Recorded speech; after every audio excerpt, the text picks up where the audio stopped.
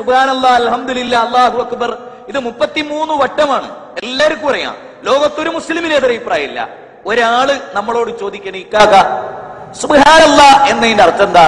ഓ, അള്ളാഹു എത്ര പരിശുദ്ധനാണ്. ആണോ? ആ, അതെ. സുബ്ഹാനല്ലാഹ് എന്ന് പറയുന്നത് നല്ലതാണോ? ആ, നല്ലതാണ്. എന്നാലേ ഞാൻ എല്ലാ ഫർദ് നിസ്കാരത്തിനും 99 വട്ടം ചൊല്ലു ഓരോ ദിക്റും എന്ന് അയാൾ തീരുമാനിച്ചാലോ അവസ്ഥ കഥ കഴിഞ്ഞു. അയാളെ കഥ കഴിഞ്ഞു. ഞാൻ കഥ കഴിക്കുന്നല്ല, അയാളെ കഥ കഴിഞ്ഞു. ഇസ്ലാം എന്ന് പുറത്തുപോയി. കേട്ടില്ലേ? അപ്പൊ 99 പ്രാവശ്യം ഒരാള് സുബ്ഹാനല്ലാഹ് എന്ന് പറഞ്ഞ ഇസ്ലാം എന്ന് പുറത്തുപോയി.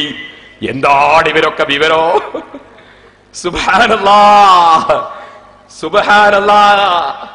99 100 പറഞ്ഞ ഇസ്ലാം എന്ന് പുറത്തു പോവോ മൗലവി?